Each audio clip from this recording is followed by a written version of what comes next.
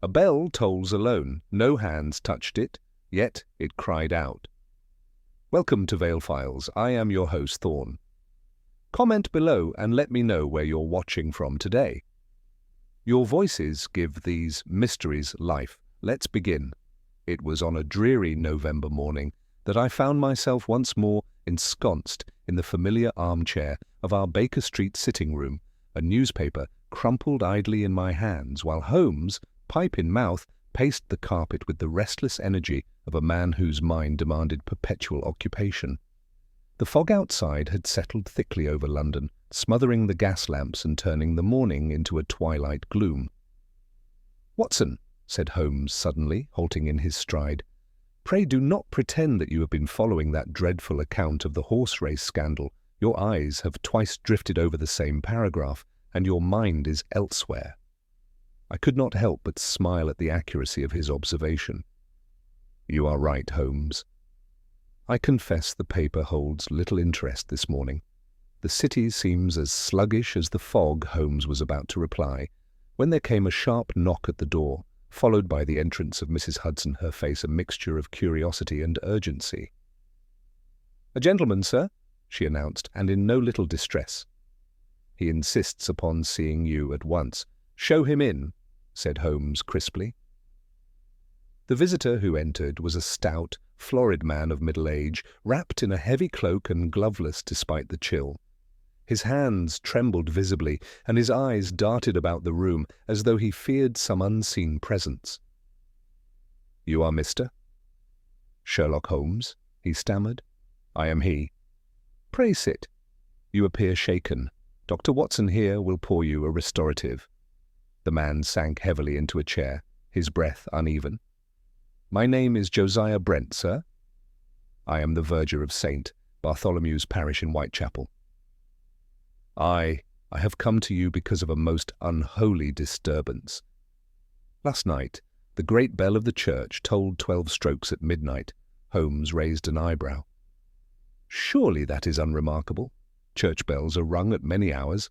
"Ah, but Mr. Holmes," Brent whispered hoarsely, "there was no man in the tower, the ropes were untouched, the belfry was locked, and I myself held the key.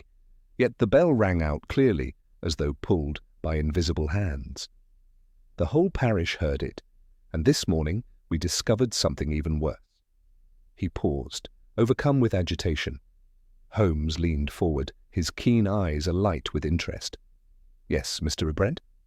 "In the churchyard, beneath the shadow of the tower," Brent continued, his voice faltering, "lay the body of a man. He was unknown to us, a stranger, but clasped in his stiffened hand was the rope that should have hung harmless within the belfry, and upon his chest was a note, addressed to you, Mr. Holmes." I started violently at this revelation, but Holmes only grew stiller, his features set in that mask of cold, crystalline thought I had seen so many times before. "Indeed," he murmured, his eyes narrowing. "This promises to be of interest. Watson, fetch your coat. The game, it seems, is already afoot." We were in a hansom within 10 minutes of Mr. Brent's departure, Holmes having flung on his ulster and thrust a pair of thin gloves into his pocket with that air of agreeable anticipation which always heralded an interesting inquiry. The fog had thickened since morning, and now lay in stratified bands above the streets, so that a man might see the glow of a shop front at his knees and lose the lamplighter's pole in the murk above. Holmes, with his head thrust a little forward and his eyes half closed, hummed 2 bars of a Mozart allegro, as if the commonplaces of London's gloom were an accompaniment arranged expressly for his private amusement. "You have noted, Watson," said he presently, that our verger's hands shook most violently when he spoke of the key. "This may be grief, superstition, or guilt. We will let observation decide which." "His agitation was natural enough," I returned. "A corpse in a churchyard, a bell rung by invisible hands. No wonder the man was unstrung." "Quite.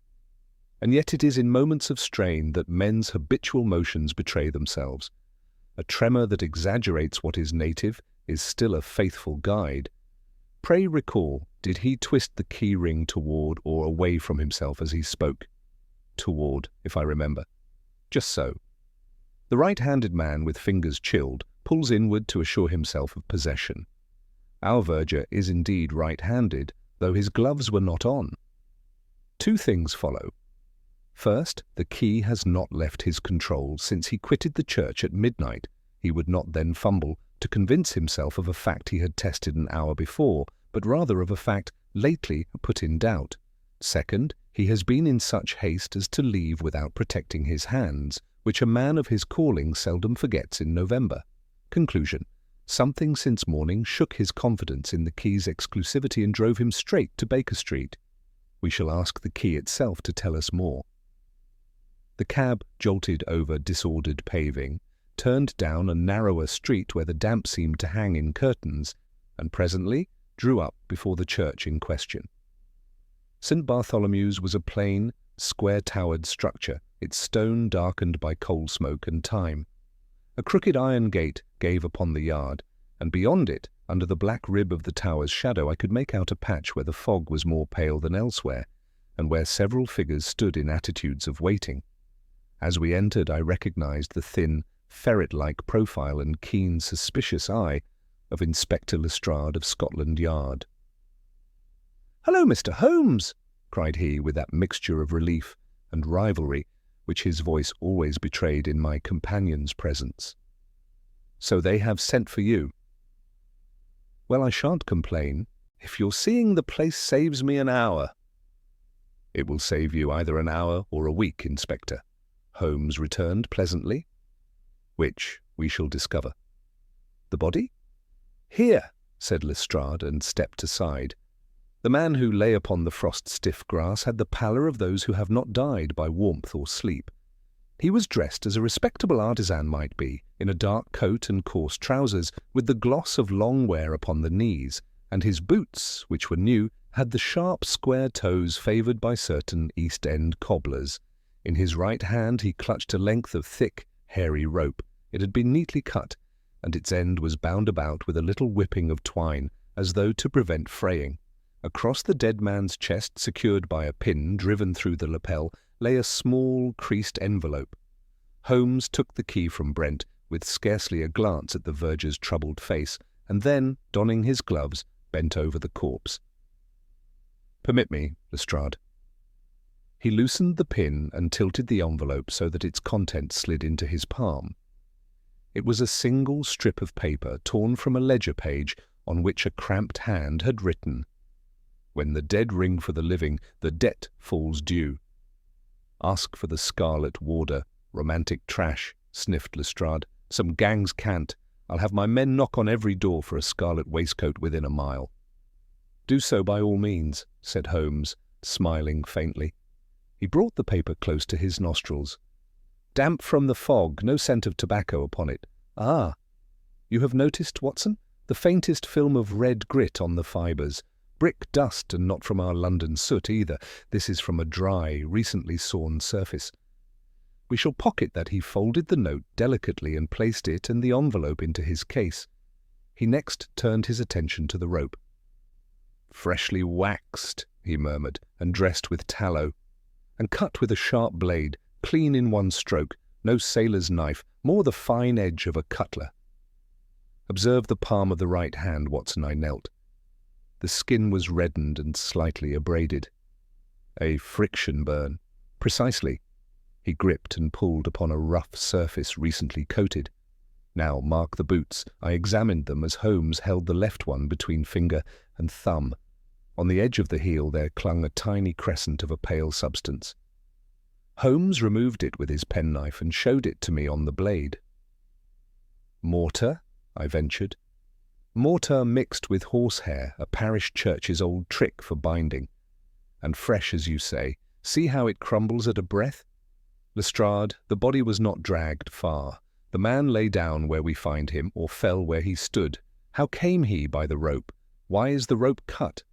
The bell, meanwhile, rang within a locked tower. Let us attend to that tower at once." The verger, who had hovered miserably at the gate, now fumbled again at his key-ring. Holmes, with a courteous word, took the iron key from him. It was a large thing with long shank and a bit cut in 3 deep wards. He balanced it on his palm and, stepping to the tower door, held it beneath the keyhole without inserting it. "The dust line on the lower ward shows it enters with the bit turned to the left," he said quietly. "A right-handed man turns left inward by habit. Yet the Polish on the knob is greater on the right side. Your left thumb must reach across each time, Mr. Brent, which is awkward. Has any other key been tried here of late?" "None, sir," the verger quavered. "None but mine since Michaelmas, save this morning, when Inspector Lestrade—" "I tried it while waiting," said Lestrade, a trifle hotly. "The door was fast, and the lock shows no scoring," Holmes continued. "Open, if you please." Brent turned the key. The door yielded with a complaining creak to reveal a narrow spiral of stone steps winding upward into the gloom. The air that came out was cold and held a faint, mixed odour, mouse droppings, old wood, and the dry tang of lime. Holmes took a candle from the verger's box and lit it. He handed me another, and we began the ascent, Lestrade behind us, with clumsy zeal. On the 3rd turning, Holmes paused and lowered his flame to the step. "There," he said, and indicated with his cane a smear of something dull and black that streaked the stone like a finger's careless brush. "Soot mixed with oil. And there again, 2 steps above, see how a grain has fallen onto the edge." He scraped the smallest fragment free. "Not chimney soot. This is lamp black used to dress leather or to dull the shine of metal.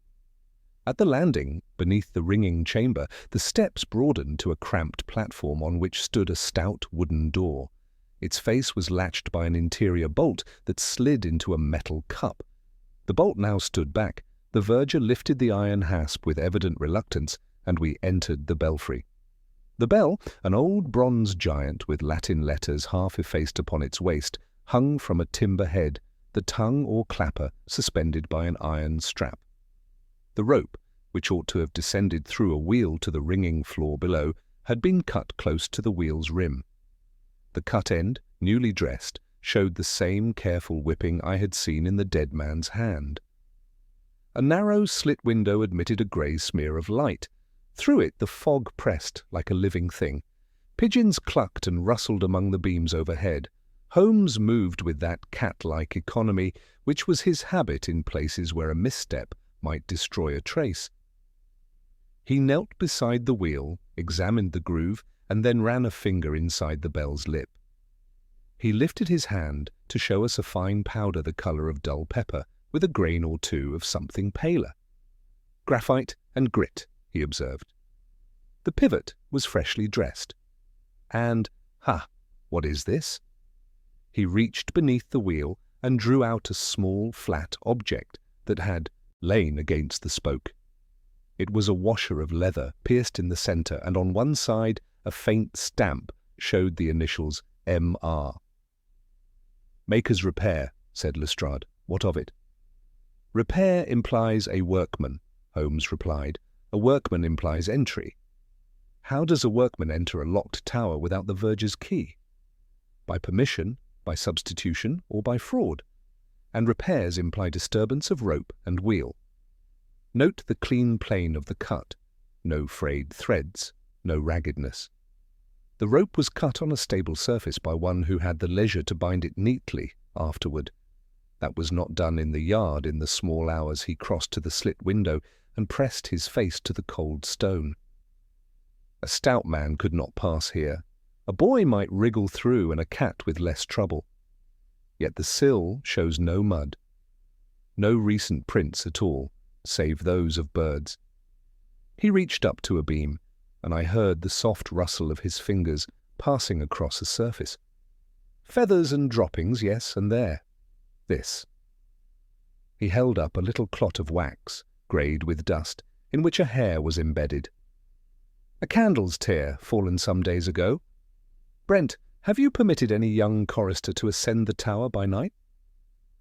No, sir, none. I keep the belfry barred. Bars are for the visible, Holmes murmured, Let us descend to the ringing floor. On the level below the bell, the rope should have fallen into a small chamber where a single man could stand and pull at ease. Here the holes in the ceiling showed where it had once passed. The floor beneath was clean of the rope's habitual trace. Yet as Holmes held his candle near the boards, I saw, as he did, faint parallel lines as though something had been dragged lightly across. "A cord, not this rope," Holmes said. "Smooth, thin, left but a whisper of its passage." "See the angle?" "Not straight down, but oblique toward the stairhead, as though a line had been carried off that way. Lestrade, will you oblige me by standing where the dead man lay in the yard? Imagine a line from that point up past this stairhead, through the slit window, and to the bell wheel. You perceive how one might contrive, with pulleys or with simple leverage, to toll the bell from without the tower, if the rope were cut above, and a new line threaded." Lestrade scratched his chin. "From the churchyard? With everyone asleep? Rubbish. With the parish listening for midnight?" More convincing, Holmes returned. "But let us not jump forward. We have, instead, to ask who would benefit by such a theatrical summons. A message posted to me, pinned upon a stranger, and a quotation about debts. Our writer wishes an audience. When rogues grow literary, Watson, they cannot resist their stage. We descended. In the yard the fog had thinned. The bleak shapes of headstones stood like a rank of soldiers at attention. Holmes went at once to the spot where the body had lain and knelt, measuring with his eye the distance to the tower. He crouched. Then, with the suddenness of a fencer's lunge, he sprang to a headstone 2 paces distant and laid his palm upon its top. "Feel here," he said. I placed my hand where his had rested.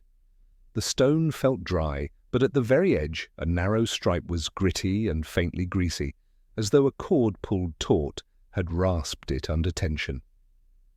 "Again," said Holmes, and moved to the iron gate. On its inner post, just above the hinge, the paint had been newly nicked, and the bare metal faintly scored. "A line under strain," he went on softly, "passing here, then there, turning our churchyard into a simple set of running blocks. The bell could be tolled without a man upon the rope. One could stand even beyond the hedge if one wished to be unseen. The dead man's hand tells the rest. He seized at what he thought was the church rope, but what was only the rigged line. He pulled, burned his palm, and what then? He did not cut the line. Someone else did that afterward to create neatness. Ah, Lestrade, the neatness is our quarry's vanity." "You are building a castle in the air, mister?" "Holmes," said the inspector, though not with his earlier confidence, "I shall look for your pulleys on the grass." "You shall find no pulley," Holmes replied. "A smooth line over 2 high points suffices, but do look for twine whippings on any cut lengths. The same hand binds them all." He turned to Brent.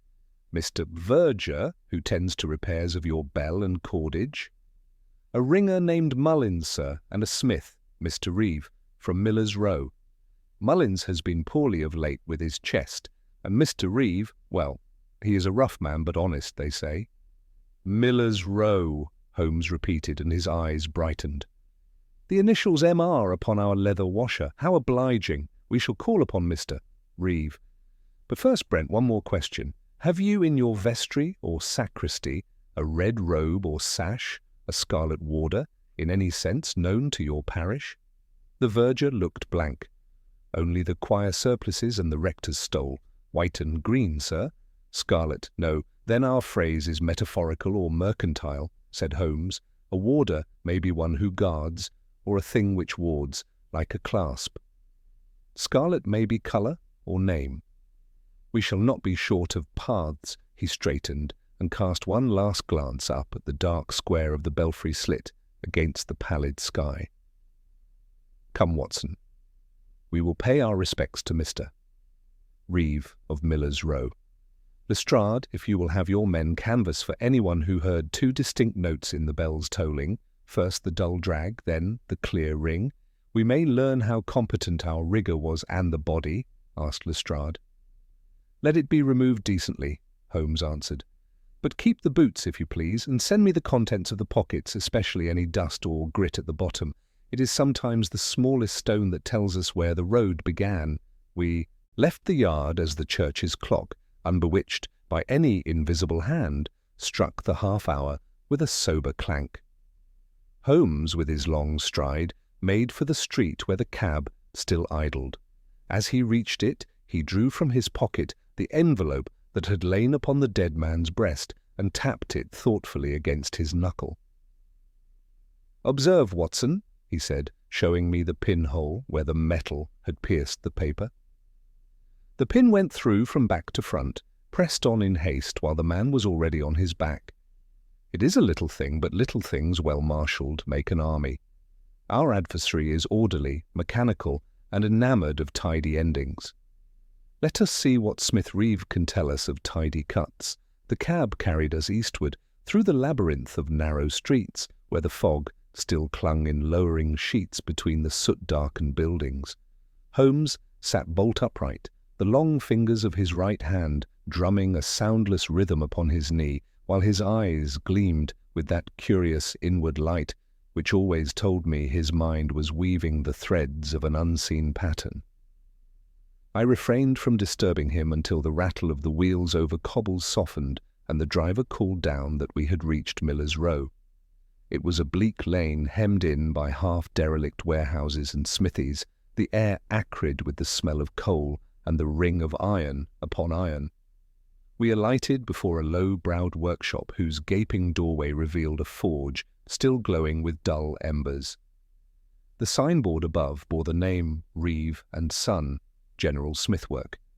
A hammer fell in steady cadence within, and as we entered, the figure of a broad-shouldered man straightened from the anvil. His shirt was open at the neck, his arms black with soot, and in his sharp-set face the eyes shone quick and watchful. "You'll be Mr. Reeve," said Holmes with a politeness that had in it a note of steel. "I am." "What do you want with me?" The man's voice was harsh, though not unfriendly. Holmes produced the leather washer with its faint initials and held it between finger and thumb. "We found this in the belfry of St. Bartholomew's."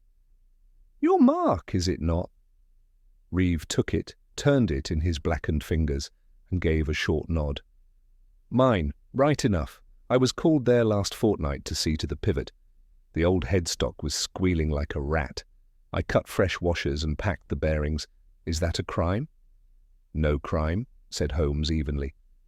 "But a fact, and facts may be turned to curious uses. Tell me, Mr. Reeve, when you repaired the wheel, did you meddle with the bell rope?" "I had to, sir. The rope fouled the wheel when I tested it. I unshipped it and laid it aside, then whipped the end fresh before putting it back." The verger himself watched me. Holmes regarded him closely. "And you left it secure?" "As sure as my hammer there. A child could not have pulled it loose." Holmes inclined his head, apparently satisfied with the candour of the answer. "And since then you have not returned?" "Not I. You may ask Brent. I've had work enough here without clambering into his belfry again." Holmes turned away a fraction, his eyes roving the forge with quick interest. He stooped suddenly and lifted from the floor a coil of cord, thin, smooth, and gleaming faintly where the light struck it. "And this?" Reeve glanced. "That? A line I use for measuring or for binding jobs, hemp soaked in wax. Strong enough, though I wouldn't hang a bell with it." Holmes's eyes glimmered. "Nor would I, yet strong enough to toll one." He coiled it neatly again and returned it to its place. "Tell me, Mr. Reeve, have you any apprentice? Some lad who might have handled your materials without your knowledge?" "Aye, 2 lads, but neither would dare meddle with my gear, and besides, they're country boys with no truck in church affairs." Holmes made no reply, only bowed, thanked the man for his frankness, and turned once more to the street. When we were in the cab again, I could not contain myself. "You suspect him?" I asked. "Surely the evidence points there." He had both the rope and the skill to rig such a contrivance. "Evidence, yes," said Holmes, his voice almost abstracted. "But of what?" He left his mark openly, spoke without guile, and volunteered that he had whipped the rope. "Do you not see, Watson, that our adversary loves a neat stage? He leaves a note addressed to me, pins it upon a corpse, and contrives a bell to toll without hands. Such a man does not leave a workman's washer half hidden, by accident. It is too gross. Someone has used Reeves' repair as cover, but the hand that arranged last night's performance is of a different temperament." The cab jolted onward, and I saw by Holmes's set lips that his thoughts had carried him far beyond Miller's Row. Presently he roused himself with a sudden movement. "Driver, to the mortuary," he called, and when I looked inquiringly he added, "We must learn more of our unknown corpse. A man's boots may tell us where he walked, but his stomach may tell us where he supped, and his hands what tools he plied." At the mortuary we were admitted by a reluctant attendant who, on sight of Holmes's card, permitted us into the dim chamber where the dead man had been laid upon a slab. The body had been stripped, and the garments hung neatly at the foot. Holmes went to them first, running his hands swiftly through the pockets. From one he drew a small purse containing a few coppers and a half-crown, from another a cheap handkerchief marked with the initials J.F., and from the lining he shook out a sprinkling of reddish grit, which he caught on the back of his glove. "The same dust as on the note," he murmured. "This man came straight from the place where that page was torn. Brick dust, fine, dry, unmixed with coal soot. Some unfinished building, Watson, where the masons work by day, and leave their scraps by night." He turned then to the body itself, lifting the hands and studying the nails. "You observe the ingrained black," he said. "Not coal, this is lampblack. And the finger pads are roughened by constant turning of some narrow implement. Not a smith's hammer, not a clerk's pen, something in between. The right palm bears the burn we noted. The left hand, however, shows callus on the web between thumb and finger. That, my dear fellow, is the mark of a man who hauls lines or cords, a rigger of some sort, combined with black. A theatre hand, I should judge.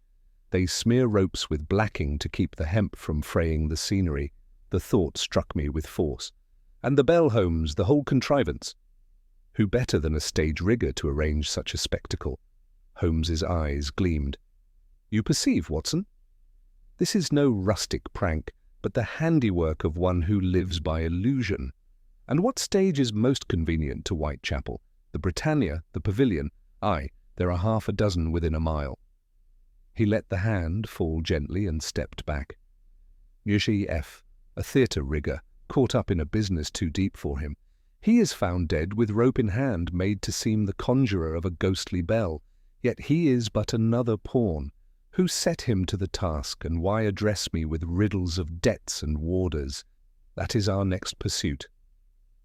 Holmes was silent during the ride back toward Whitechapel, but his face had grown more keenly alive, as if each new discovery lent edge to his faculties. At length he spoke. We must seek out the managers of the theatres. One of them will have dismissed, or lately lost, a stage hand answering to our man's description. His fellows will know the name behind the initials J.F., and perhaps what errand lured him to Saint. Bartholomew's Yard at midnight. And the note? I asked. Patience, Watson. A riddle is best solved when one has all the pieces in view. For the present we shall collect them. At the Britannia Theatre we found the house in bustle, the orchestra rehearsing faint strains from the pit, and men climbing ladders with paint pots and lanterns. Holmes drew aside a foreman, a red-faced fellow in shirt-sleeves, and inquired after a stage hand with the initials J.F. The man scratched his head and called to another, and soon a name was supplied. James Forley, known among them as a capable rigger, though given to odd disappearances. He had not been seen since the previous evening. Holmes questioned minutely. What garments did Forley wear? What coin did he carry? What habits had he? The answers matched with precision the body we had seen. At last Holmes thanked the men and turned away. You see, Watson, our corpse has a name. Forley, a stagehand. And what theatre men call odd disappearances may to us be rehearsals of some darker performance. We must discover who gave him his part, but first I must compare certain notes at Baker Street. There is an odour to this case which speaks not of chance but of orchestration. As we re-entered the cab, the bells of St. Botolph's far across the district tolled the hour. Holmes leaned forward, his profile sharp against the fog-pressed glass, and muttered half to himself, "The bell that rings without hands, the dead who toll for the living, debts, warders, scarlet signs. Yes, Watson, someone has set a stage upon which we are expected to play our parts, and I, for one, do not care to be cast without first reading the script." I felt the weight of his words settle upon me, and as the cab rattled back toward Baker Street, I could not shake the image of the lifeless figure with rope clutched in his hand, as though still pulling at unseen cords that bound him to a mystery darker than the fog that cloaked the city. Back at Baker Street, the lamps had already been lit against the encroaching dusk when we climbed the familiar steps. Mrs. Hudson met us in the hallway with a look of concern, for Holmes had pressed forward with a haste and fire that must have seemed uncharacteristic even to her. He waved her away with a brief word and went straight to the sitting-room, where he flung himself into his chair, lit his pipe, and leaned back in the attitude of one who must order his thoughts before uttering them aloud. I sat opposite, my notebook ready, for I knew by long experience that the smallest murmur of deduction might later prove of consequence. Holmes blew a thin stream of smoke and fixed his gaze upon the ceiling. "Let us take stock, Watson. We have a dead man, James Fawley, a stage rigger discovered with a cut rope in hand beneath a church tower. We have a bell that tolled though the belfry was locked. We have a note written in a cramped hand, dusted with brick particles, and addressed to me. And lastly, we have the phrase "Wedia, Scarlet Warder." Now each of these facts must be set in its place as a player in a drama. The drama of an illusion, I added, recalling Holmes's earlier words. Precisely. A theatrical illusion, Watson. Who better than a rigger to contrive the false tolling of a bell? Yet we see that Fawley was no mastermind, but a pawn. He is found dead, as though sacrificed to heighten the mystery. The hand that orchestrated this knew of my interest, knew my name, and has cast me deliberately as audience. That is the most revealing point. I considered his words. Then the criminal not only contrives his crime, but desires your involvement in its discovery. What object could such a man pursue? Holmes's eyes gleamed. Vanity, perhaps? Or vengeance? Or the demonstration of some grievance dressed as art? A rogue who believes himself a dramatist may kill as if staging a performance. And the title of this play, Watson, is announced in its prologue, "The Bell That Rang Without Hands." At that moment, a sharp rap at the door interrupted us. Mrs. Hudson ushered in Inspector Lestrade, his face pinched and weary, yet with that spark of eagerness which told he bore tidings. He carried a small parcel wrapped in brown paper. "Evening, gentlemen. Thought I'd bring these myself. We've been over the dead man's pockets again, and these came to light at the bottom of the lining. Might be nothing, might be something." Holmes sprang up, tore away the wrappings, and revealed a small notebook of cheap quality, its cover blackened by grease and its pages filled with scrawled notations. Holmes flipped rapidly through until his finger halted upon a half-sheet inserted loose among the leaves. He drew it out and held it to the lamplight. It was another scrap of paper, again torn from a ledger page. Across it, in the same cramped hand as the note found upon the corpse, were 3 words: "Warehouse, Shadwell Docks." Below it was sketched a crude figure, like the outline of a bell with a line drawn through its centre. Holmes gave a low exclamation. "The trail lengthens. Shadwell Docks, Watson, masonry dust, unfinished warehouses, a rigger's natural haunt. And see, this symbol is no idle doodle. It represents the bell cut through the middle, as Fawley himself was cut short. The man behind this delights in his metaphors." Lestrade scratched his head. "Then you'll be going down there, I suppose?"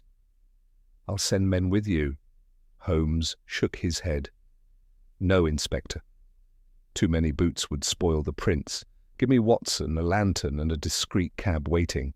We shall visit this warehouse tonight, while our adversary believes us still unravelling riddles at the church." So it was that within the hour we found ourselves threading the narrow, sinister lanes that run toward the Thames, where the smell of tar and salt mingled with the smoke of the city. The cab drew up before a row of half-finished warehouses, their skeletal frames looming black against the river mist.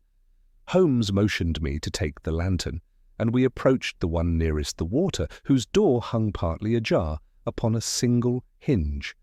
Inside, the air was thick with dust, and our footsteps echoed upon bare planks. Holmes held up a finger for silence, then bent low to the ground, sweeping his lamp across the boards. I saw faint tracks, the scuff of boots leading inward. Beside them lay a strand of rope fibre, freshly frayed. "Good," Holmes whispered. "Our quarry has been here. Let us follow." We moved cautiously between stacks of unused bricks and timbers until we reached a space at the far end where a makeshift platform had been rigged. Upon it rested a contrivance of pulleys and cords, one end anchored to an iron girder, the other disappearing upward into the rafters. Holmes examined it with rapt attention. "A stage rigger's handiwork indeed," he murmured. "See here, Watson, the cord is waxed, the knots neat, the alignment true. This is no common burglar's device, but the work of one who knows his craft. With such a rig, the tolling of a church bell by remote hand becomes child's play." As he spoke, his keen gaze fell upon a wooden crate shoved into the shadows. He pried it open with his cane, and inside lay a heap of surplices, some white, one crimson, all folded haphazardly. Holmes lifted the red garment with something of triumph. "The Scarlet Warder," he said softly. "So that mystery resolves itself. A choir robe, purloined from some vestry. Yet why emphasize it in a note to me, unless—" He broke off, his head cocked. From the darkness above, a faint sound had reached us, the creak of timber, the stealthy scrape of rope over wood. Holmes extinguished the lantern in an instant, and we crouched in shadow. For several tense moments there was only silence, then the faintest glimmer of light, as though a shutter had been lifted somewhere higher in the warehouse. A shape moved along the beam, too distant to distinguish. Holmes's hand gripped my arm. "Steady, Watson. We are observed." The shape lingered a moment longer, then vanished. We heard a footfall retreating across the rafters, followed by the thud of a door slamming far above. Holmes relit the lantern, his face set in grim determination. "Our adversary was here, Watson, perhaps watching, perhaps laying his next scene. He has left us this prop room as his clue. The bell, the rope, the scarlet robe, all the trappings of a pageant. He intends his play to unfold by acts. And we are not merely spectators, but unwilling actors. We searched swiftly, but found no further sign of the intruder." Holmes gathered a length of the waxed cord and the crimson robe, folding them into his coat. "These are tokens, Watson. With them, we may yet turn the stage against its master.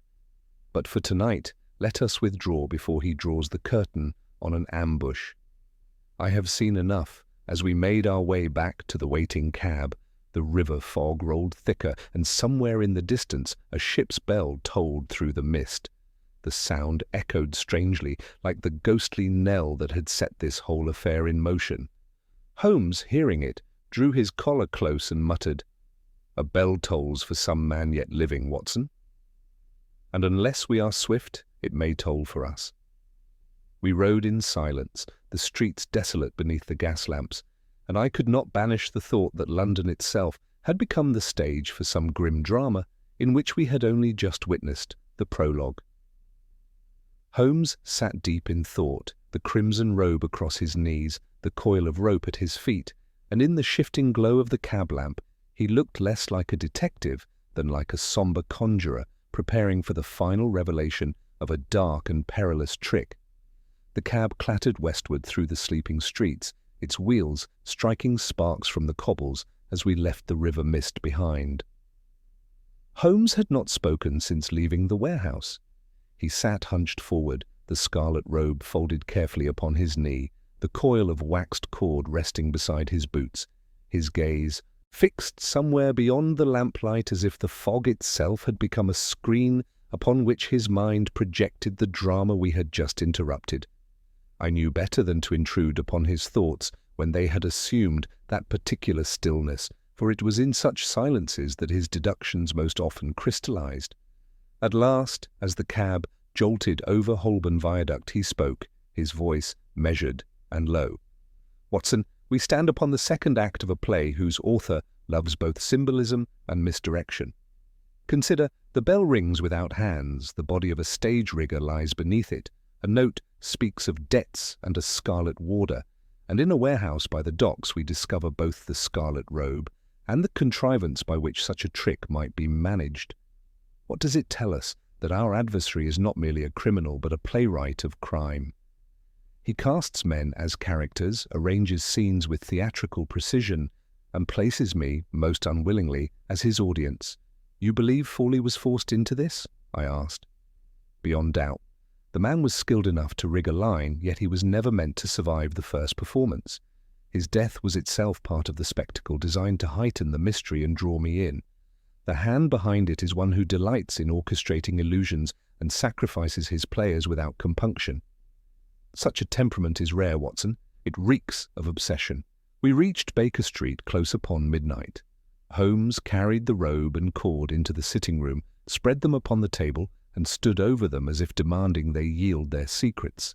He lifted the robe, shook it gently, and a small object clinked upon the wood. It was a brass token, no larger than a shilling, stamped with the words Adelphi Theatre, staff entrance. Holmes's eyes flashed. Just as I suspected. The threads draw us now toward the Strand. The Adelphi is no small music hall, but a theatre of some repute, and among its company perhaps is the true architect of this ghastly pageant. Tomorrow, Watson, we shall attend upon its manager. For tonight, let us rest. We will need all our faculties. Yet rest was not easily won, for my mind was filled with the image of that figure slipping silently among the rafters of the warehouse. Long after Holmes had extinguished his lamp, I lay awake listening to the faint hiss of the fire in the grate, and wondering if somewhere in the fog another act was being prepared for our unwilling participation. The next morning found Holmes in rare animation. He dispatched a note by hand to Lestrade instructing him to inquire into the recent dismissal or resignation of any employee of the Adelphi Theatre, particularly those connected with its stage machinery. Then after a hurried breakfast we hailed a cab and made our way to the Strand. The city was already alive with the rattle of carts and the cries of vendors, yet to me the bustle seemed curiously hollow, as though the whole of London had been transformed into the painted backdrop of some vast theatre.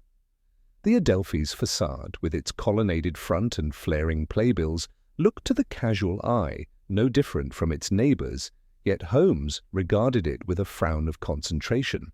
We were admitted to the manager's office, a comfortable chamber adorned with portraits of past actors. Mr. Harrington, a nervous man with ink-stained fingers, received us with a mixture of deference and alarm. "Mr. Holmes, Dr. Watson, I am honoured, though a trifle dismayed. The police were here already this morning. Pray, what scandal threatens my theatre?" "No scandal, if you are candid," said Holmes. He drew forth the brass token and laid it upon the desk. "This was found among certain effects connected to a crime of some gravity. Tell me, Mr. Harrington, do you recognize it?" The manager paled. "Why, yes, it is a pass token for the stage door. We issue them to staff, but only under strict rule. Where did you—" "That is not material. What matters is the hand to whom this was given." Harrington hesitated, glanced from Holmes to me, and then sighed. "I fear it belongs to one Felix Jardine, a stage machinist in our employ until a month ago. He was clever, ingenious indeed, in devising contraptions for scenery, but he was also headstrong and, when crossed, vindictive. We were forced to dismiss him after he quarrelled violently with our stage director." Holmes leaned forward, his voice intent. What was the nature of his quarrel? It concerned the dismissal of his brother, an actor of small talent but great vanity. Jardine believed the theatre owed his brother a debt. He spoke bitterly of being wronged, of exacting justice. He has not been seen since Holmes's lips curved in a cold smile. The debt falls due, that is his phrase, and his trade as a machinist, his taste for contrivances, his brother's thwarted ambition. Yes, Watson, we have at last the author of our drama. Felix Jardine is our man. The manager wrung his hands. Mr. Holmes, if he is guilty of some outrage, I beg you to spare the theatre any scandal. We are in the middle of a profitable season. Fear not, Holmes said curtly, rising. Your theatre is but the birthplace of his art. The stage he chooses now is all London. He has sought to lure me into his play, and I cannot decline the invitation, but I will end it before his final curtain falls. We left Harrington in evident distress and returned to the cab. Holmes was silent for some time, then turned to me with sudden energy. Jardine, Watson, the name fits the hand. A mechanist, a dramatist, a wronged brother. He delights in symbols, the bell, the scarlet robe, and he writes his riddles as stage directions. He has made the city his theatre, and his next act will be larger than the last. Forley was sacrificed as prologue. What follows must be the main performance, and I would wager my reputation it is set for this. Very weak, and what form will it take? I asked.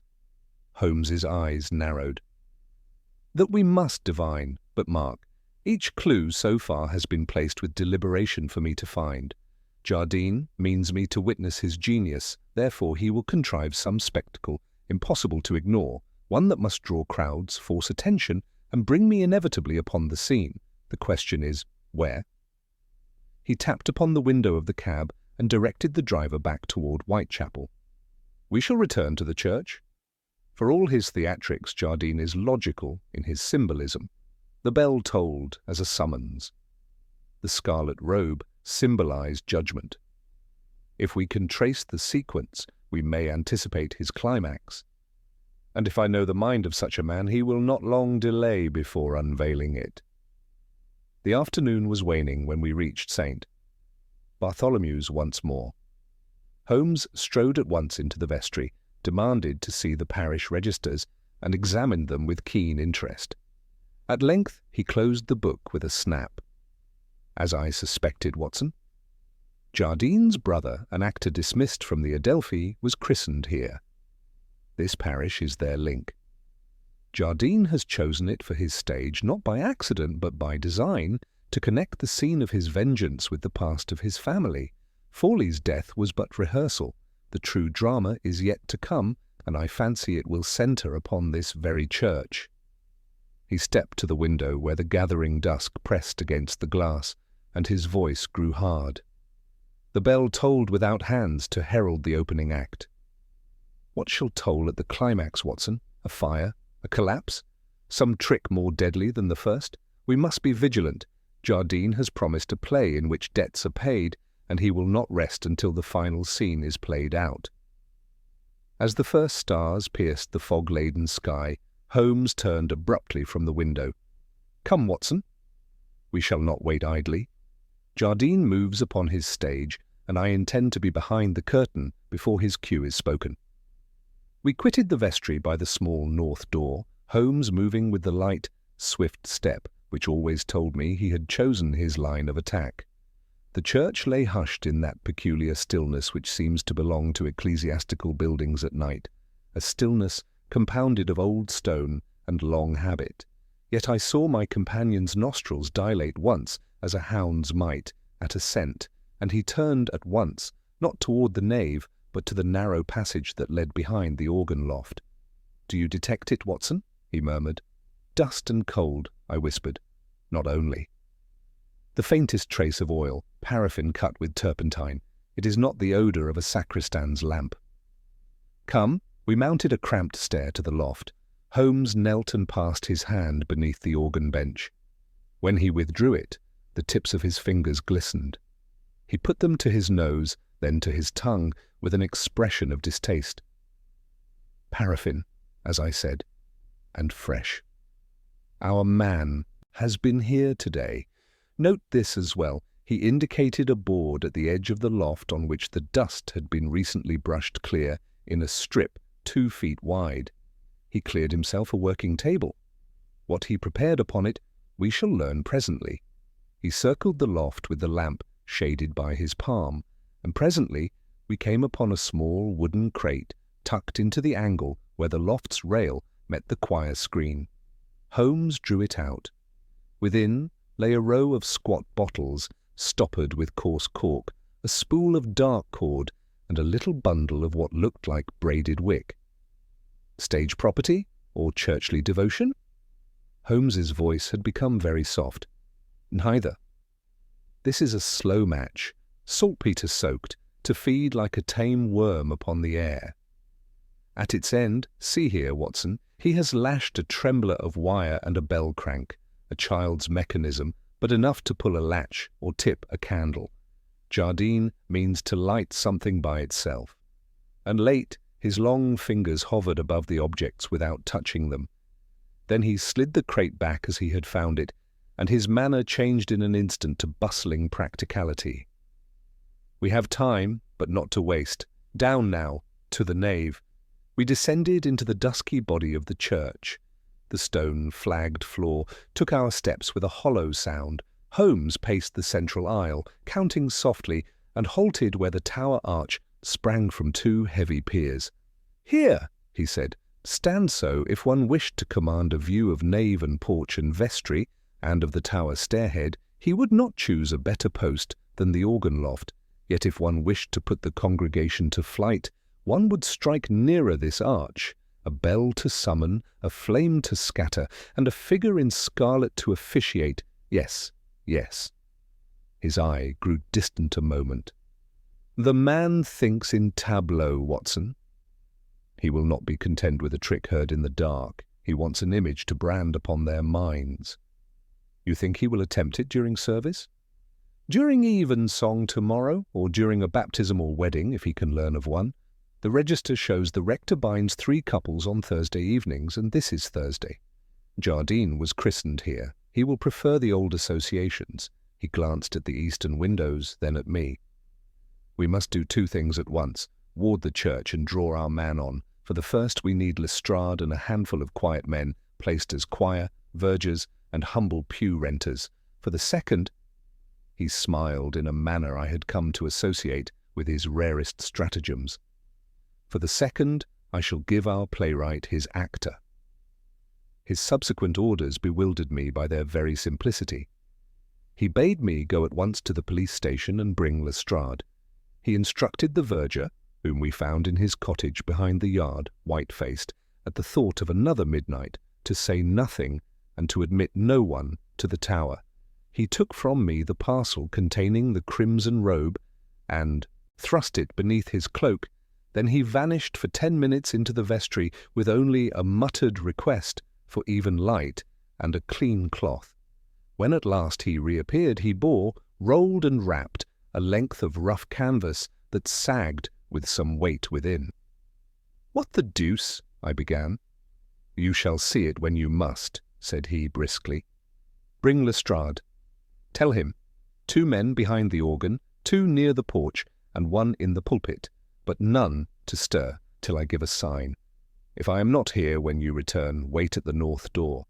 And, Watson—" He placed a hand for a moment upon my sleeve, and his eyes, which could so often seem cold as the faceted surfaces of a jewel, warmed with their old comradeship.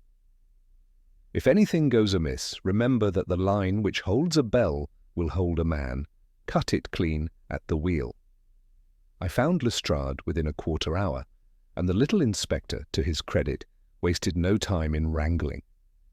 He saw enough of gravity in my face to accept Holmes's directions almost without question, and within an hour he had posted his plainclothesmen about the church as arranged. Holmes himself was nowhere to be seen when we returned, and for a time we stood together under the gallery like conspirators while the winter evening deepened without, and the first parishioners drifted in, stamping their feet and breathing into their gloves. The rector came last, a mild gentleman with an anxious mouth, and made us a little bow as he passed. The organist's prelude began, solemn, muffled by the fog that pressed its face against the stained glass, and evensong commenced. There is a peculiar suspense in waiting for a danger that may spring from any quarter of a sacred place. The old responses, the rustle of pages, the shuffle of boots upon stone, these domestic sounds took on a character at once tender and uncanny. I caught Lestrade's eye across the nave. He lifted a finger and let it fall. Nothing. The prayers went on, a cough from the transept, a child's suppressed giggle, the soft purr of the organ. Still nothing. It was at the anthem that I first felt the tremor, no more than the faintest vibration passing through the stone beneath my hand upon the pew back. Holmes had taught me to distrust no sense, however humble, and I tightened my lips. Another bar, and there it was again, this time accompanied by a low scrape like rope over wood. I looked up to the tower arch. The slit to the belfry was dark as ever. Yet somewhere above, something moved. The anthem swelled, and the bell tolled. It did not toll with the brazen fury of alarm, but with a measured, dreadful solemnity. 1, 2, then a pause as exact as a conductor's beat. 3, 4. The congregation started as one creature. The rector faltered. The organist lifted his hands from the keys. A whisper ran like the first wind over corn. Still the bell marked its terrible count. On the 5th stroke, a cry broke from the west end. Every head swung around, and there, framed in the nave door, stood a figure in scarlet. He was tall, the robe hanging from his shoulders in severe lines. Upon his head he had clapped a square cap, such as a verger might wear in solemn processions, and in his hand he held aloft a length of thin cord which seemed to vanish upward into shadow. In the other hand something glowed, a bead of fire crawling along a dark braid, the slow match. "Debts!" cried the figure in a voice that carried to the rafters. "When the dead ring for the living, the debt falls due." A scream answered him. A man sprang from his pew. Lestrade made the slightest movement of his hand, and Holmes stepped from the shadows at the north door. He had donned the crimson robe himself, or so at first glance it appeared. But no, the hue was deeper, his figure leaner. He moved not upon the floor, but upon a narrow plank that had been thrust between pew ends and the gallery stair, and with each noiseless step his robe brushed the wood and left the faintest smear of chalk. His face was pale and set, and in his right hand he held, not a match, but a rolled canvas which he threw forward so that it unfurled with a snap across the aisle. It was a painted drop, cunningly done, Holmes's 10 minutes in the vestry now accounted for, showing the very arch in which the bell hung, and across it a heavy rope. But the rope upon the canvas, rendered in bold strokes, was severed. Across the lower corner, in a hand I recognized as my friend's, ran a single phrase, "The queue is cut." "Lestrade!" he cried. "Pulpit! Watson! Tower!" I did not pause to ask. I flung myself toward the tower stair as Holmes bounded not at the scarlet figure, but toward the side aisle where the thin cord vanished into gloom.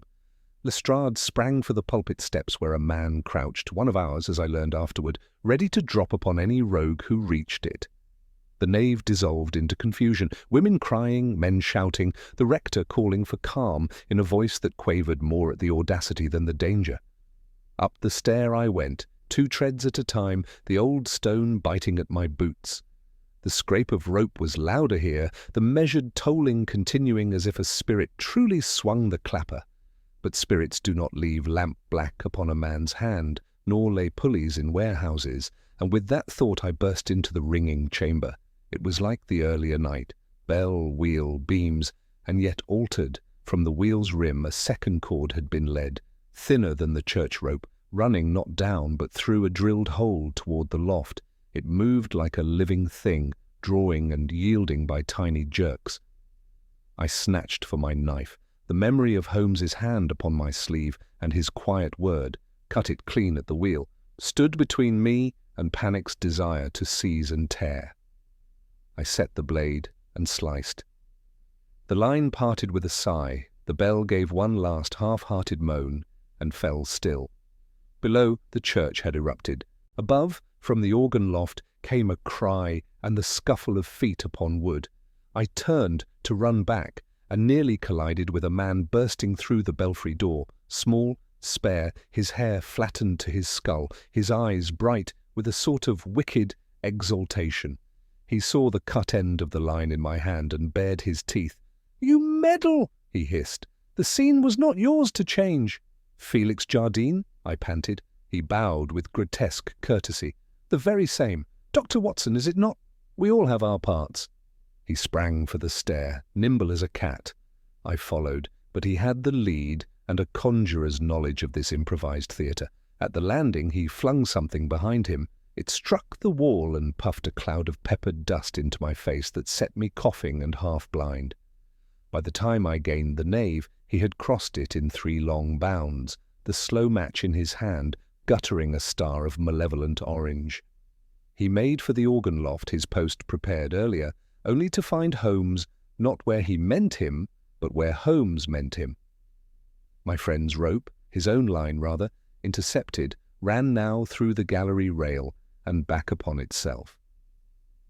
He had paid it out as Jardine advanced, judging a pace with the eye of a chess player. At the exact instant when Jardine reached the stair, Holmes gave a fierce tug, the loop sprang up beneath the rogue's knees, and he fell, striking hard, the slow match flying into the air like a firefly. In 3 strides, Holmes was upon him. Lestrade, panting, arrived an instant later and flung himself upon Jardine's wrists. The congregation, which had hovered between flight and fascination, broke into a murmur that was half sob, half cheer. "Take him," said Holmes briefly. "Watson, your knife!" The match. I stamped the glowing thread beneath my heel until it died with a stink. When I turned, Holmes had stripped the crimson robe from Jardine and held it up with a curious, almost regretful look. "You love your symbols too well, Mr. Jardine," he said. "They betrayed you as surely as your slow match. You cannot resist a cue." For answer, Jardine laughed, a dry, cracked sound more weary than defiant. "Cues and debts," he murmured. "When they wronged my brother, they thought the curtain had fallen. It had not. I have only raised it. Save your speeches for the magistrate," snapped Lestrade, but Holmes lifted a hand. "Not yet." "There is a second man." At that word the colour left Lestrade's face. "A second?" "The rigger cannot act alone in a scene set at 2 ends," Holmes said. "We have cut the puller at the tower. The striker, who was to drop the candle upon the oil at the anthem's end, is still at his post. Organ loft, he was away as a greyhound slips the leash. I followed with Lestrade, Jardine seized and stumbling between us. In the loft, the crate we had seen lay open. The bottles rattled where some clumsy hand had jostled them in sudden flight. At the far slit, a panel gaped to the outer air. Holmes flung himself to it and thrust his head and shoulders into the cold night. He was out and back in a breath, his mouth a thin line. "Gone, and with a rope to the roof, but he leaves us his trade behind him," he towed the crate. "He will not play the second act tonight." Jardine, bound, had ceased to laugh. He lay with his cheek against the dusty boards, breathing hard, his eyes on Holmes. "You knew," he said dully, "from the first knell?" "I knew from the first note that the tune was not the church's," Holmes returned. "And from the first flourish of your pen that you did not compose for the pit, but for the critics. You wrote to me, Mr. Jardine." I took my seat. Holmes looked then to me, and for the first time since the bell began to toll, I saw the strain upon him, no more than a tightening at the corner of the eye, the ghost of a tremor at the hand that held the robe. He folded the crimson garment and laid it in the crate as a man might lay a relic in a chest.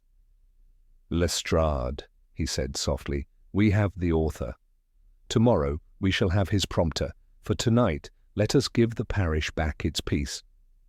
The congregation had slowly dispersed under Lestrade's direction, murmuring in frightened tones as they drifted into the misty churchyard, their eyes casting anxious glances back toward the tower where the bells still loomed in silence. Inside, Holmes remained in the loft, standing motionless over the crate of Jardine's infernal devices. His gaze was not upon the captured machinist, who lay bound and muttering in the corner, but fixed on the slit window where the second conspirator had slipped into the night. I knew by the rigidity of his frame that his mind was already several moves ahead, mapping paths invisible to the rest of us. Lestrade, though plainly relieved that the church had been spared disaster, could not conceal his irritation.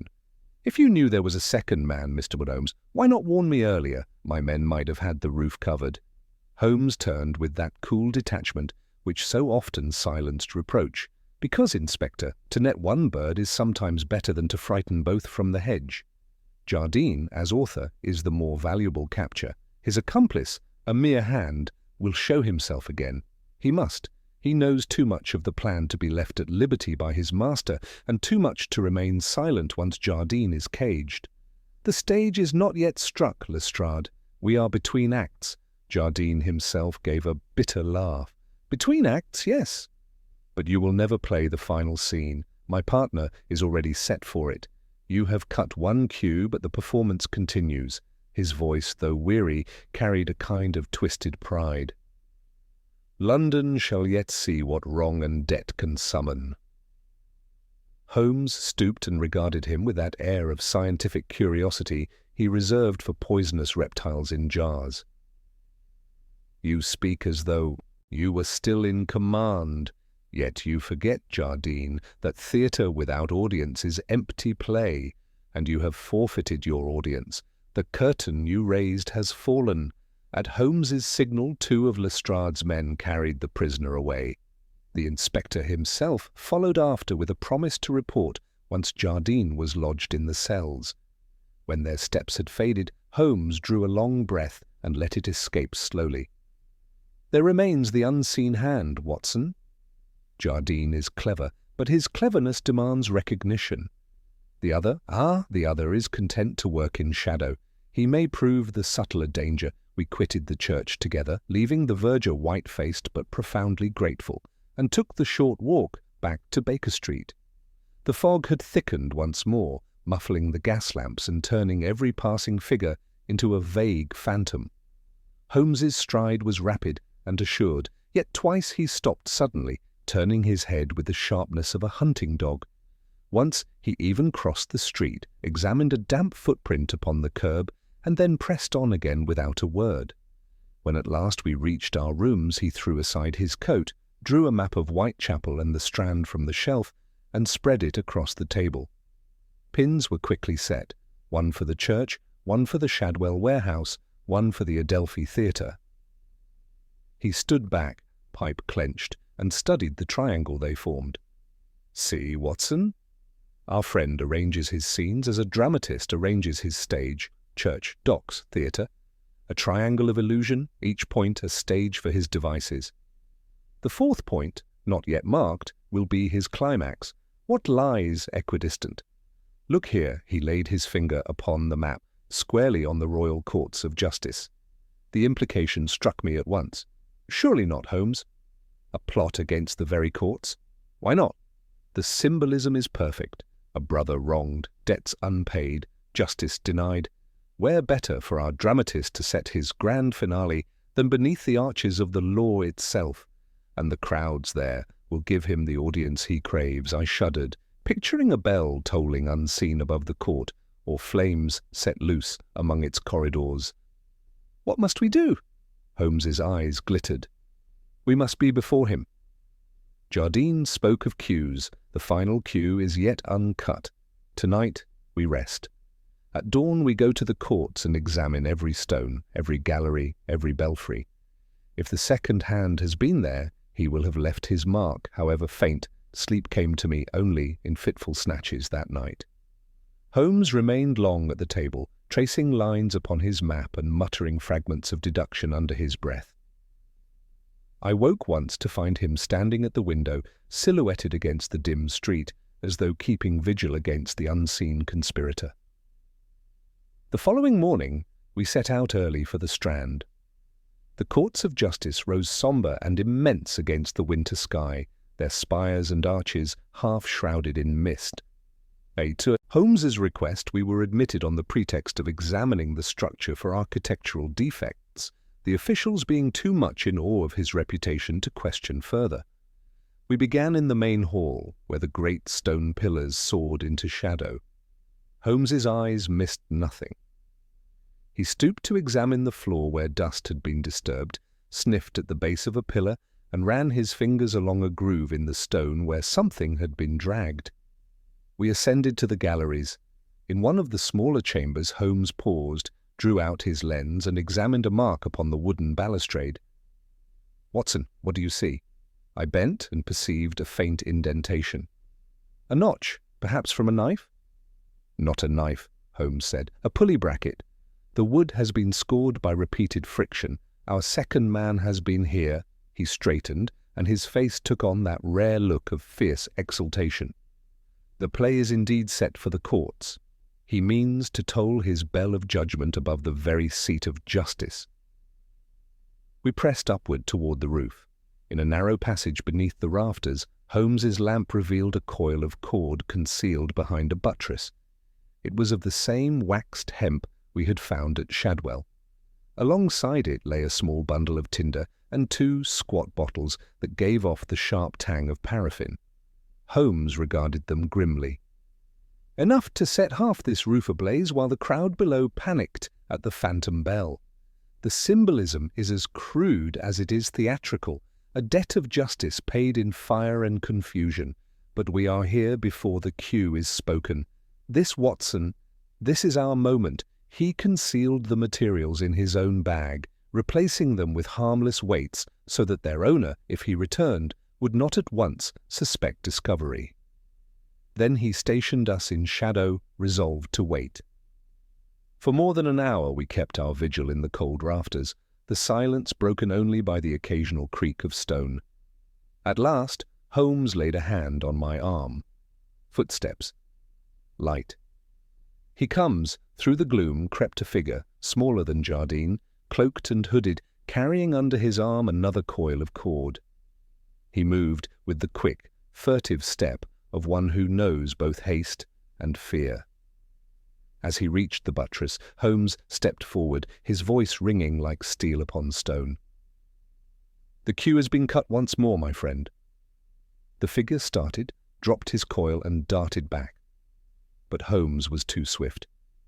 With a single spring he intercepted him, and the man, desperate, swung a short knife. I leapt forward to aid my friend, but Holmes had already seized the wrist, twisted it, and sent the blade clattering. The hood fell back, revealing a narrow face, sallow and sharp-eyed, with a scar running from temple to chin. Holmes pinned him against the stone. Our missing hand. "And not merely a stage hand, Watson. Look at the scar. This is no rigger but a convict. Lestrade will have his record before the hour is out." Jardine chose his accomplice. Well, silent, skilled, and already hardened to crime.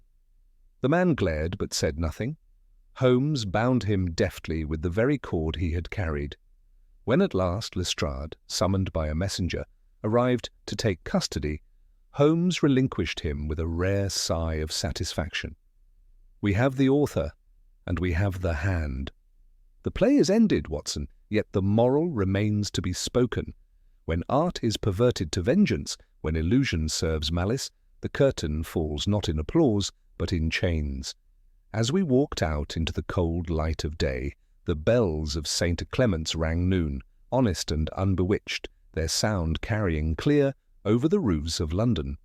Holmes drew his coat close and for the first time allowed himself a thin smile. "The bell that rang without hands, Watson, shall ring no more.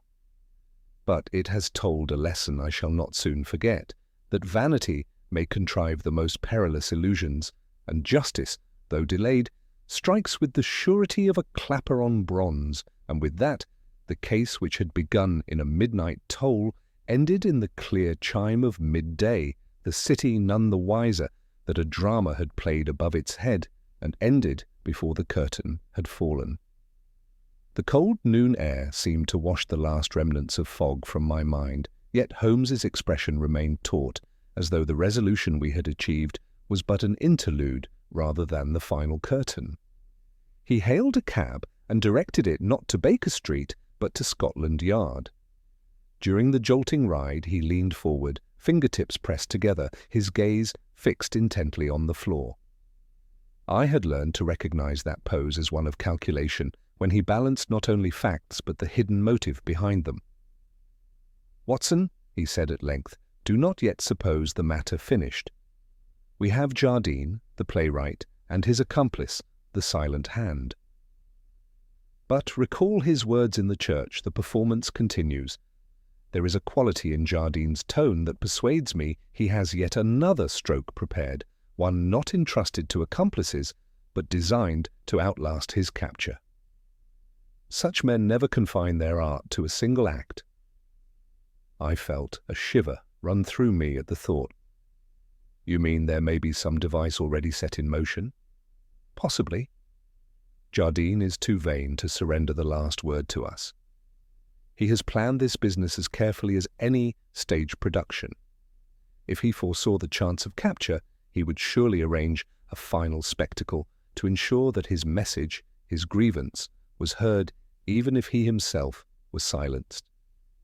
At the Yard we found Lestrade in his office, flushed with satisfaction.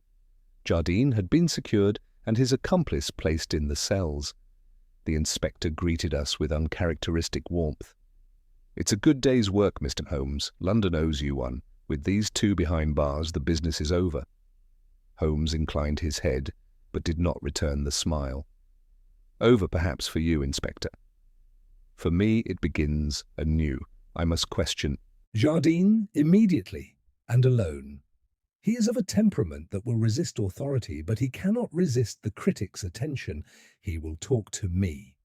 We were admitted to the cells where Jardine sat upon a narrow bench, his hands manacled, his head bent in apparent thought. When Holmes entered, he looked up, and a twisted smile crept across his face. "So the critic comes to pronounce judgment. Did you enjoy my first acts, Mr. Holmes?" Holmes regarded him steadily.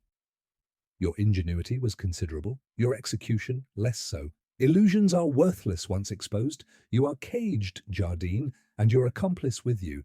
The play is ended." Jardine's smile widened, and in that moment I saw in his eyes the gleam of satisfaction, not of defeat. "Ended? No, sir. You mistake the epilogue for the finale. You may lock me in this cell, but the cue has already been spoken. Even now, London waits for a sound it does not expect." Holmes bent slightly, his voice cutting. "What sound?" But Jardine only laughed, a dry, rasping sound, and leaned back against the wall, closing his eyes. Not another word could be drawn from him. Back in Lestrade's office, Holmes's face was graver than I had yet seen it. "There is a final device, Inspector. We must find it before it is triggered. Jardine delights in bells, ropes, and fire. Search every tower, every warehouse connected with him. I shall work another angle. He would say no more until we had returned to Baker Street." Once within our rooms, he paced rapidly, hands clasped behind his back. "Consider, Watson. Jardine spoke of debts, of justice, of the dead ringing for the living. The first bell tolled at St. Bartholomew's, the second nearly at the courts of justice. What remains? Some climax to bring his grievance before the whole city. Where can one bell toll that all London must hear it? The great bell of St. Paul's, I ventured. Holmes halted, his eyes flashing. "Just so! The largest, most resonant voice in the city. A toll at an hour not appointed would be heard across miles. Imagine, Watson, the terror of London if that mighty bell rang suddenly at midnight, followed by fire or explosion. Jardine, in his vanity, would claim such a stroke as the ultimate performance. He cannot resist the symbolism, justice, debt, and the voice of the cathedral proclaiming it." Within the hour, we were again in a cab, racing through the crowded streets toward St. Paul's. The December afternoon was already fading. Lamps flickered to life along the thoroughfares. We reached the cathedral steps as choristers were leaving, their voices echoing faintly beneath the great dome. Holmes spoke rapidly with the verger, and with his authority and reputation soon secured us entry to the bell tower. Up the narrow, winding stairs we went, our footsteps ringing hollow on the worn stone. The air grew colder, touched with the metallic tang of iron as we ascended. At last, we reached the vast chamber where the great bell hung, motionless and immense, its dark bulk suspended like a sentinel above the city. Holmes darted forward, his lamp sweeping the beams. "Here, Watson, look!" At the base of the bell wheel, a thin cord had been cunningly fixed, its end disappearing into the shadows of the rafters.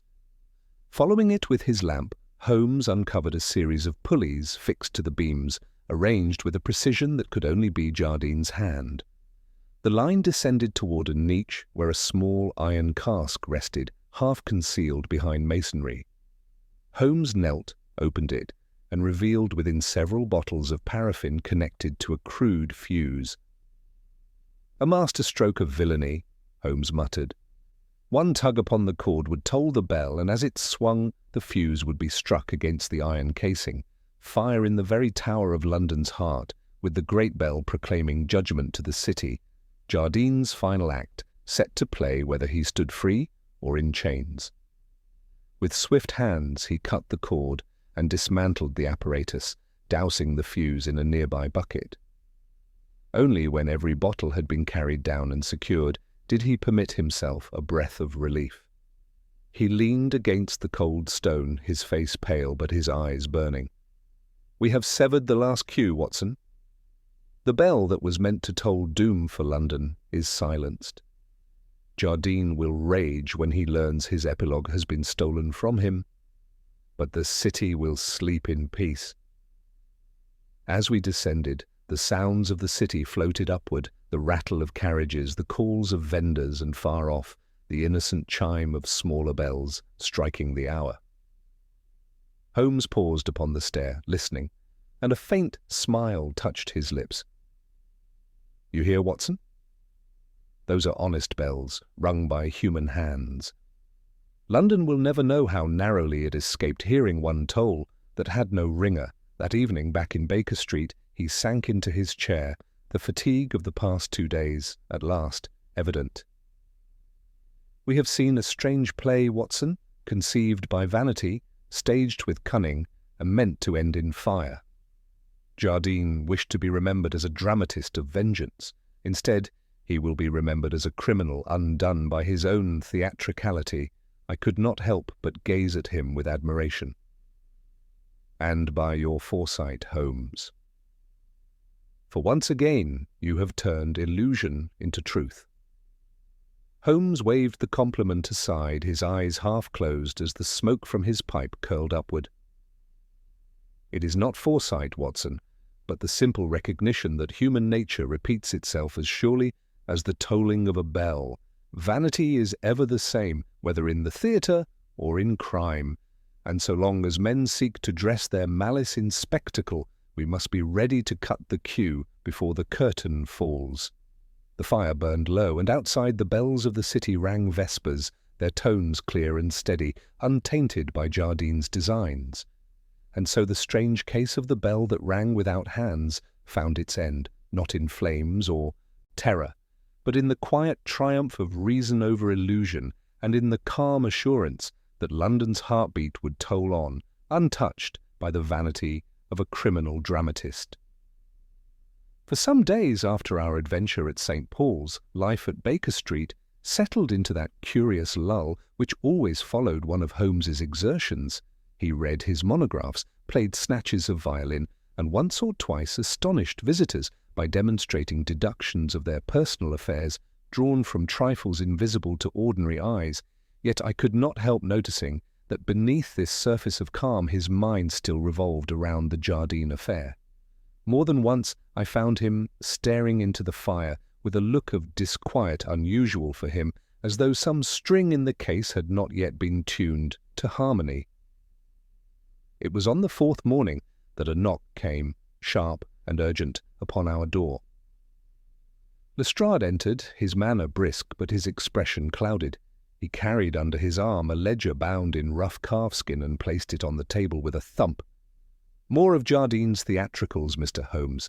We were searching his lodgings in Clerkenwell, and came upon this."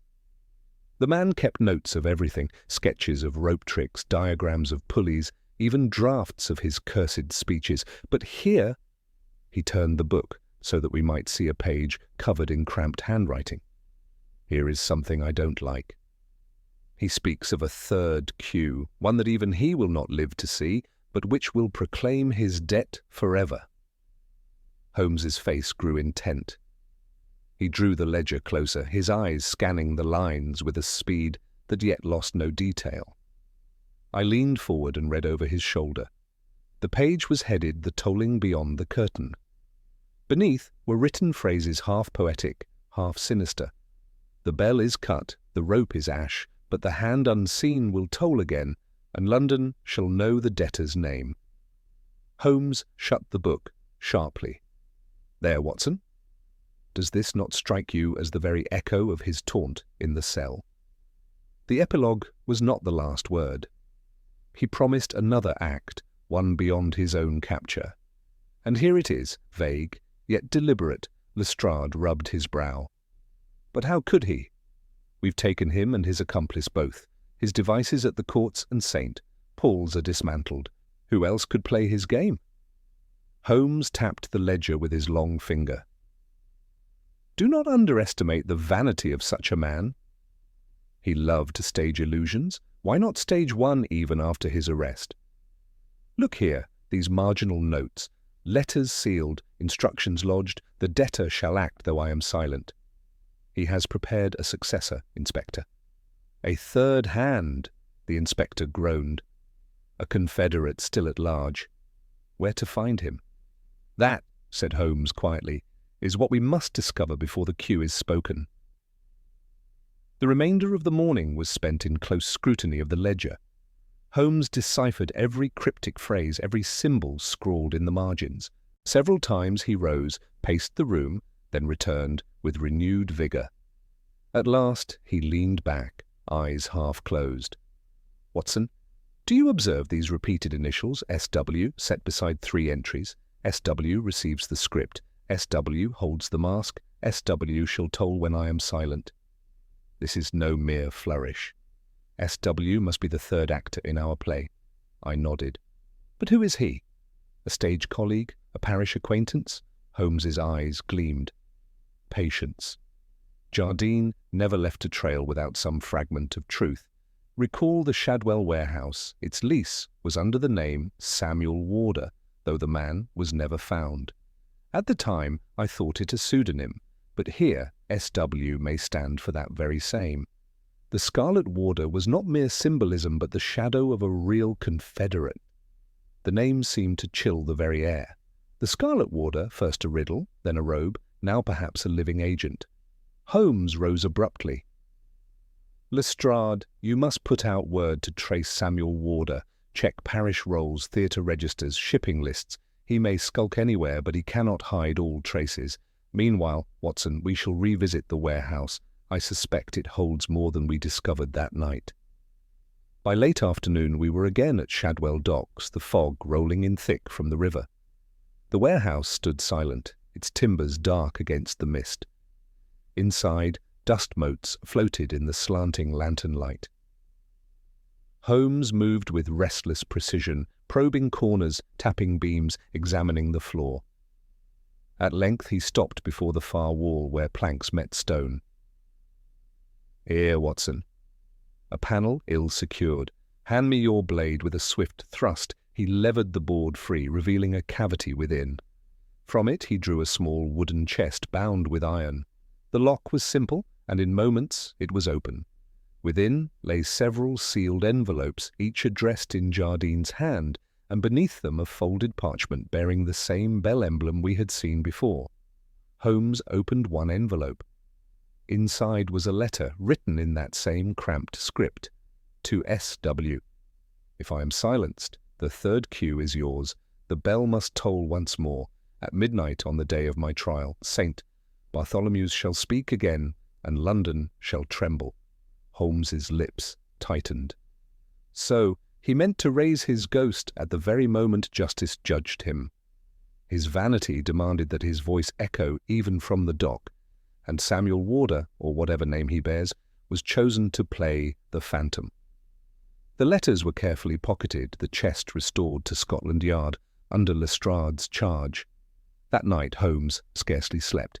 He paced, scribbled notes, and twice I saw him take down a volume on church architecture and pore over diagrams of bell towers. When dawn broke grey across Baker Street, he looked worn but resolute. "Watson, the trial is set within 3 days. If the Scarlet Warder intends to strike, then we must anticipate his contrivance. Jardine himself chose St. Bartholomew's as his stage. It is there we must lay our trap. He believes the bell is his herald. Very well, let us prepare to cut the queue once more." And so we returned to that grim little parish where the case had begun. The rector met us with apprehension, but Holmes reassured him with calm authority. For hours we examined every beam and stone of the tower.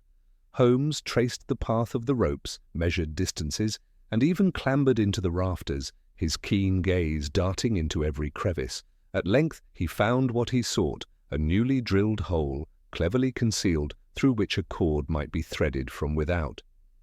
"He means to repeat his trick," Holmes declared, "but with greater flourish. The rope is cut, the bell unmanned, yet still it tolls.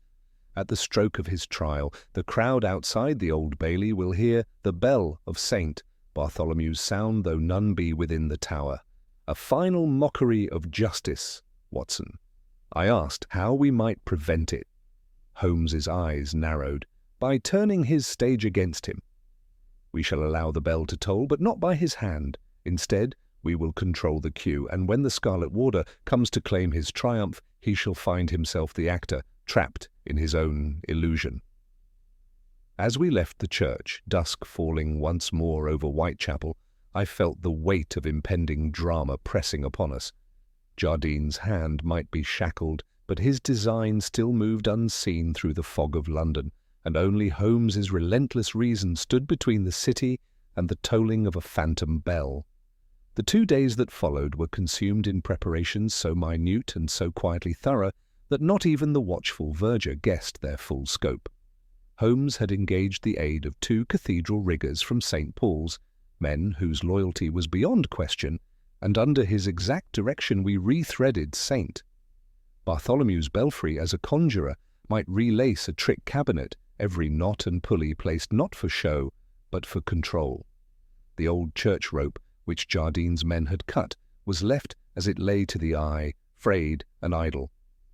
But through a newly bored guide above the wheel, Holmes ran a finer, tarred line of his own choosing, led cunningly along the inner stone, through the joists and down a chase he had discovered that opened so subtly that even the verger confessed he had never marked it, into a mullion's hollow by the north door. Thence, by a sleeve concealed in the panelling, the line emerged behind the last pew beneath the gallery, where a man could manage it with 2 fingers, and no more sign than the stir of a coat hem. "2 functions, Watson," he said, testing the tension with that delicate firmness I had seen him use upon a violin string. "First, to let the bell speak when we choose, lest our phantom take fright at silence. Second, to betray any hand that pulls against us. You will observe that I have passed the line through a short drum fitted with a ratchet, a drummer's toy from a theatrical shop in Drury Lane. Should another line be affixed from without, as our man will intend, the opposed pull will set the pal ticking. A child at the last pew could hear it, a deaf man could feel it. We shall not be surprised Lestrade, forewarned, placed men as parishioners, choristers, and even a sacristan's helper. One, a slight fellow with a mole upon his cheek, Holmes stationed in the organ loft, with instructions not to stir, even if Saint. Michael himself should descend to tune the reeds.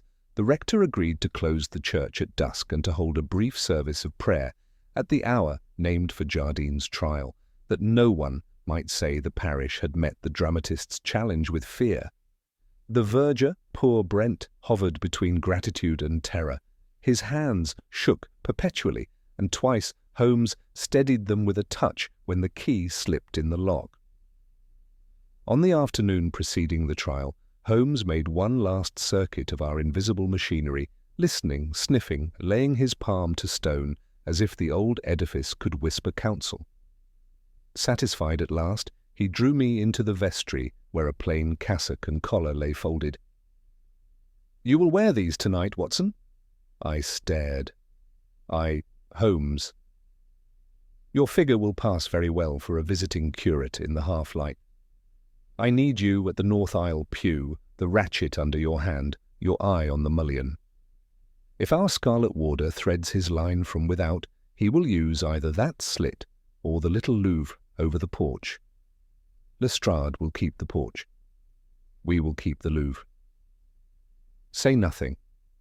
Let the bell toll when I give you pressure. When you feel a contrary draw, 3 light tugs, a signal, and be ready to cut. The knife I gave you sits in the prayer book rack, and you? I shall be where our man least wishes me, between his cue and his triumph.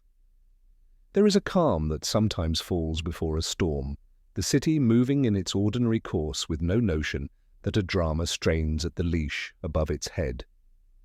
So London went about its business next day. Newsboys cried the hour of Jardine's arraignment. Clerks hurried to the courts. A hawker on the Strand sold tin whistles that imitated the Westminster chimes. By 5, a winter dusk had gathered.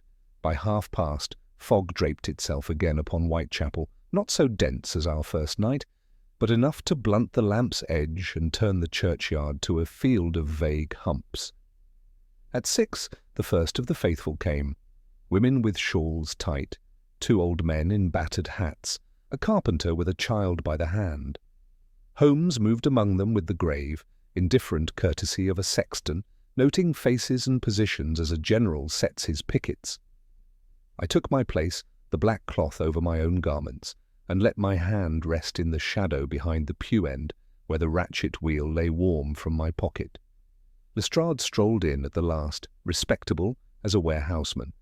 2 of his men had preceded him, one to a bench beneath the gallery, the other to the porch, head bowed over a hymn book that held no words. The rector began in a voice that trembled on the first sentence and steadied at the second. The prayers rose and fell, the old responses fluttered like birds against the stone. I had schooled my breath to quietness when, like the ghost of a pulse beneath a doctor's fingers, I felt the faintest vibration stir the drum. I did not look down. I let the movement speak through skin and bone. A second tremor, then a third, stronger, then the click, unmistakable, of the pall as the opposed line took tension somewhere outside our wall. The mullion shuddered almost imperceptibly. Behind my ear the drum ticked as a cricket might tick on a hearth, 3 light tugs as agreed, and a slow pressure of my fingers upon the line. From the chancel, at that exact instant, Holmes's voice, quiet, pitched for my ear, though the rector's prayer covered it. Now. I drew. Far above, the wheel answered. The bell boomed, not wildly, not with Jardine's crude pomp, but with a sober, measured resonance that made every head in the nave lift as one. 1 stroke, then a hush. 2, then a hush. A woman sobbed, someone muttered a prayer, and beneath my hand the pall ticked faster as a hand outside, confounded by the bell speaking without his pull, hauled to recover his cue. "Hold him," Holmes had said. "Let him play against you." I did. I kept my pull steady, letting his opposition make the telltale racket, which to any other ear was only the bell's echo. Twice he surged, twice I paid out a hair's thickness, and then drew back, turning his strength into a lash against his own anchorage. I felt the moment the outside line slipped off whatever improvised guide he had thrown over the stone. The tremor in my palm changed from a clean, contrary draw to an erratic saw. He would retreat to adjust, and in that instant Holmes's plan sprang its trap. From the organ loft a low thud sounded, the dropped latch of a panel Holmes had wedged earlier, and then a shape detached from the gloom above the north door. Not a man, but a line falling, and at its end a small iron weight that struck the flagging with a metallic report.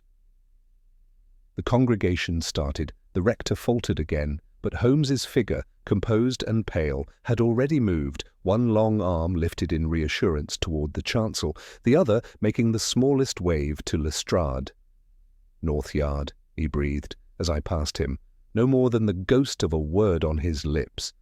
I was moving even as he spoke, out by the vestry door, along the narrow passage, into the thick night where tombs loomed and the fog's breath beaded my brow. The yard wall, low and mossy, ran to the north, beyond it the alleyway, and beyond that, if our diagrams lay truly in my head, the angle from which a man might thread a line through the Louvre and pull unseen. There was a shadow at that angle, a deeper density against the mist. He heard me come and ran. I am not built for sprinting in a cassock, but the night was my ally. My foot caught on nothing, my shoulder took the wall cleanly at the corner, and I was through and upon him as he ducked beneath a jutting buttress toward the lane. He twisted, cat-quick, and I saw for an instant a narrow face, a clean jaw, and eyes that burned, not with Jardine's glittering conceit, but with a colder purpose. A scarf hid the lower half of his face, a brim drew shadow across his brow. He struck with something hard. My head rang. Stars burst, but I held on, and we went to the stones together, his elbow under my arm, his heel sliding on moss. "Lestrade!" I shouted, and the yard flung my voice back with an odd, padded hollowness. The man writhed, a knife winked, there was no space to bring my own up.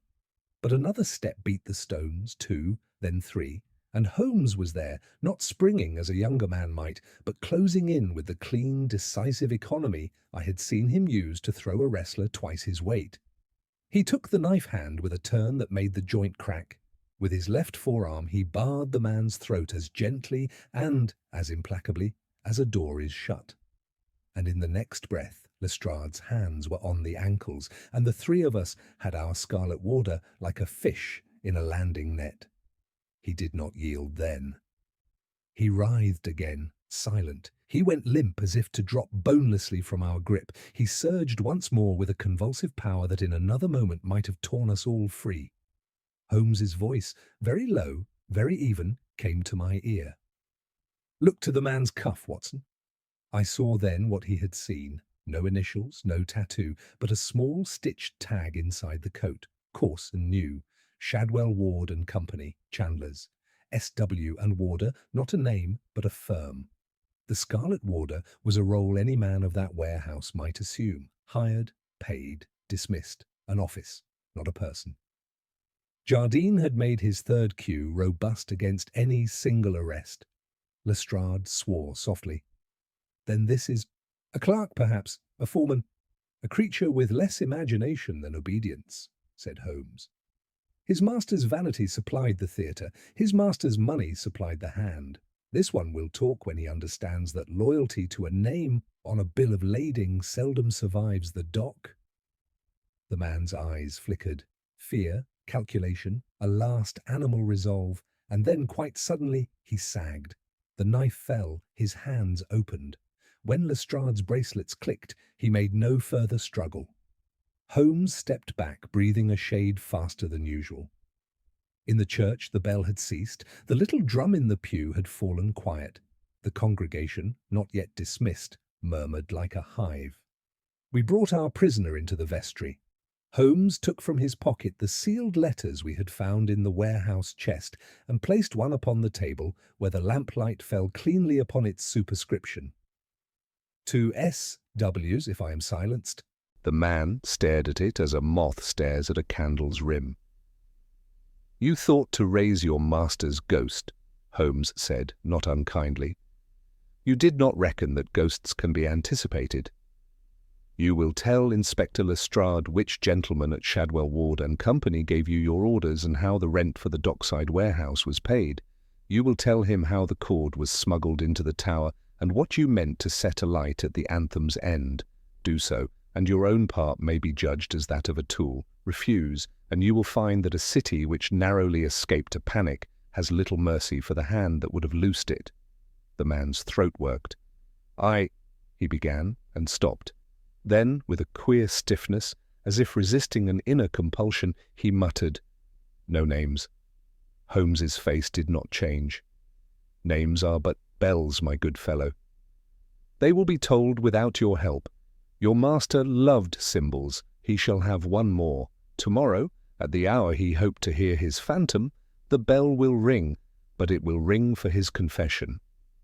He folded the letter again, as if a curtain had been drawn upon the scene, and turned to me with a glance that held both relief and warning.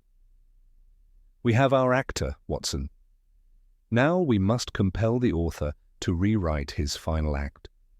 The following morning broke with a pale, washed-out sun above London, though inside the Old Bailey the air was thick with expectation.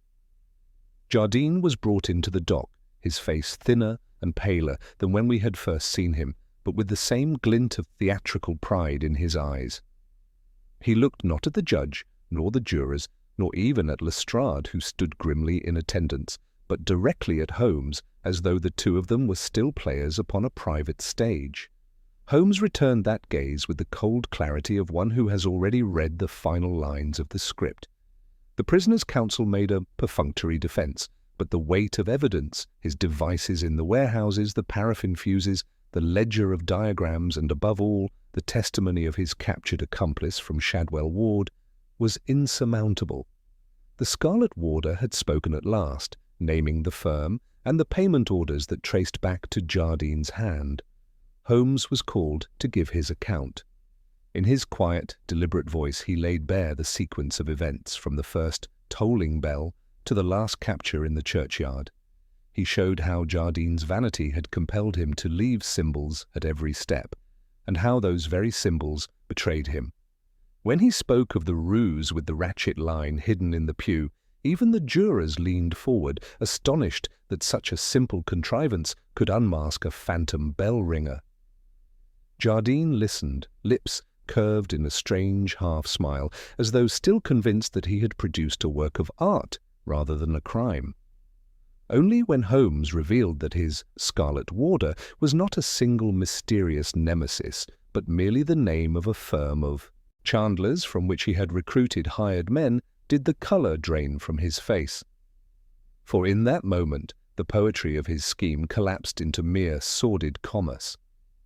When the verdict was given, guilty on all counts, Jardine sprang up in the dock, his chains clattering. "No!" he cried, his voice carrying through the hall like the echo of his own stage. "You cannot silence the bell. I wrote its cue. London shall yet remember Felix Jardine." But the warders pressed him down, and his words ended in a hoarse whisper that reached no ear beyond his own. Outside, the bells of the city struck the hour of noon, clear, honest chimes rung by steady hands.